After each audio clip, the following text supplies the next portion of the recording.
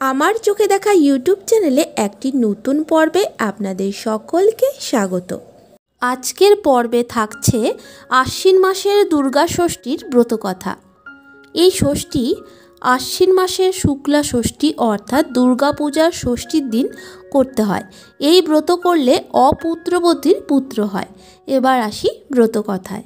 এক দেশে ব্রাহ্মণ আর ব্রাহ্মণী ছিল। সংসারে 2 ছেলে 3 মেয়ে। মেয়েদের সব বিয়ে হয়ে গেছে। বড় ছেলের বিয়ে হয়ে গেছে, ছোট ছেলের হয়নি। ষষ্ঠীর আগের দিন ব্রাহ্মণ ছেলেদের, মেয়েদের আর বউকে ডেকে জিজ্ঞেস করলে, তোমাদের কার কি কাপড় জামা চাই? সকলে যে যার রঙের কাপড় জামা বলল। বড় বউ কিছু বলে না, ঘাড় হেঁট করে দাঁড়িয়ে থাকে। ব্রাহ্মণ আবার বললেন, হ্যাঁ বৌমা, তোমায় যে বারবার বলছি তা কি শুনতে পাচ্ছ না?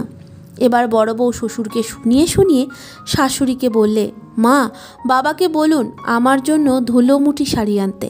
ব্রাহ্মণ তখন বাজারে গিয়ে ফরমাস মতো সকলের সবই কিনল, কিন্তু বড় বৌমা ধুলোমুঠি শাড়ি আর কোনো দোকানে পাওয়া যায় না।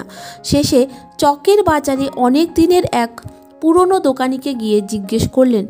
দোকানি খুব বুড়ো, অনেক বয়স হয়েছে। সে হেসে বললে, দাদা ঠাকুর, ও কাপড় কে চেয়েছে? ব্রাহ্মণ বললেন, আমার বড় বৌমা। দোকানি বললেন, তার বুঝি ছেলে হয়নি? ব্রাহ্মণ বললে, না। দোকানি বললে, বুঝেছি, তাই তিনি ধুলোমুঠি শাড়ি চেয়েছেন। ও কি, কোথায় পাওয়া যায় ঠাকুর? ও মা, ভগবতীর দয়া না হলে, মা ষষ্ঠীর কৃপা না হলে কে পাবে?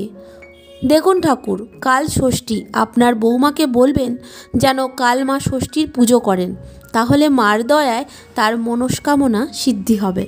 ব্রাহ্মণ বললেন, আচ্ছা, তা যেন হলো, কিন্তু ধুলোমুঠি শাড়ি কোথায় পাবো?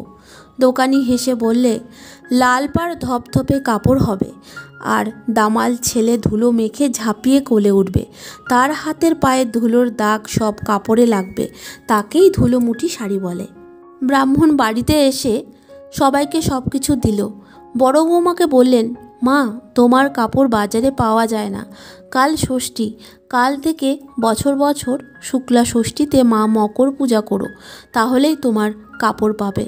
ব্রাহ্মণের কথা শুনে বড় বউ সেই দিন মানত করল আর নিরামিষ খেয়ে রইল। ব্রতের দিন ঘটা করে শুদ্ধাচারে মা মকর পূজা করল। ভক্তিভাবে প্রণাম করলে আর ধুলোমুঠি শাড়ি চাইল। দেখতে দেখতে বড় বউ গর্ভবতী হলো। বাড়ির সবার আনন্দ ধরে না। 5 মাসে পঞ্চামৃত, 7 মাসে ভাজা আর 9 মাসে পাকা স্বাদ দিল। 10 মাস 10 দিন পরে সূর্যের মতো তেজদীপ্ত ছেলে হলো। ছেলে দেখে কেউ চোখ ফেরাতে পারে না। সেই থেকে ব্রাহ্মণের সুখ আর ধরে না। পরের বছর বড় বউ ননদ আর শাশুড়িকে নিয়ে ষষ্ঠী পূজা করলো। অমনি মা ষষ্ঠীর দয়ায় ননদরাও গর্ভবতী হলো। ছোট ছেলের বিয়ে হলো খুব বড় লোকের ঘরে। একদিন বড় বউ উঠানে দাঁড়িয়ে আছে। সেই সময় তার ছেলে হামা দিয়ে গাময় ধুলো মেখে আঁচল ধরে দাঁড়িয়ে উঠল। বড় বউ অমনি চুমু খেয়ে ছেলেকে বুকে তুলে নিল। ধপধপে কাপড়ের চারিদিকে ধুলোর দাগ লেগে গেল। ব্রাহ্মণী লুকিয়ে ব্রাহ্মণকে এনে দেখালো। ব্রাহ্মণ দূর থেকে দেখে ভিতরে এসে বললেন, এতদিনে মা ষষ্ঠীর কৃপায় বড় বৌমার ধুলোমুঠি শাড়ি পরা সার্থক হলো। বড় বউ লজ্জায় আস্তে আস্তে ছেলে নিয়ে চলে গেল। দেখতে দেখতে এই ব্রতের কথা চারিদিকে প্রচার হয়ে গেল, আর সেই থেকে নারীগণ ভক্তি সহকারে মা ষষ্ঠীর পুজো করতে লাগলো। এই ব্রতফল সর্বত্র প্রচলিত আছে, কিন্তু পূর্ববঙ্গে ইহার বিপরীত হয়। তারা বলেন, কৈলাসে ষষ্ঠীর দিন মা দুর্গার ধুলোমুঠি শাড়ি পরতে স্বাদ হয়। সেই কথা তিনি মহাদেবকে বলেন। এদিকে বাপের বাড়ি যেতে হবে বলে দুর্গাকে জয়া বিজয়া তেল হলুদ মাখাচ্ছিল আর গায়ের ময়লা তুলে দিচ্ছিল। সেই কালে দুর্গা গায়ের ময়লাগুলি একসঙ্গে করে তাই দিয়ে একটা পুতুল গড়লেন। পুতুলটা দেখতে ঠিক খোকার মতন হলো। সেই সময় নারায়ণ সেখান দিয়ে যাচ্ছিলেন। মা দুর্গা স্তন্য পান করতে তার স্বাদ হলো। তিনি সেই পুতুলের ভিতর গিয়ে আবির্ভূত হলেন এবং মা মা করে কেঁদে উঠলেন। অমনি মা দুর্গা তাড়াতাড়ি কোলে নিয়ে স্তন্যপান করতে দিলেন। মহাদেবী আশ্চর্য ব্যাপার দেখে তখনই স্বর্গমর্ত পাতালে খবর দিলেন। খবর পেয়ে সকলে এসে ছেলে দেখে অনেকে অনেক যৌতুক দিয়ে আশীর্বাদ করলেন।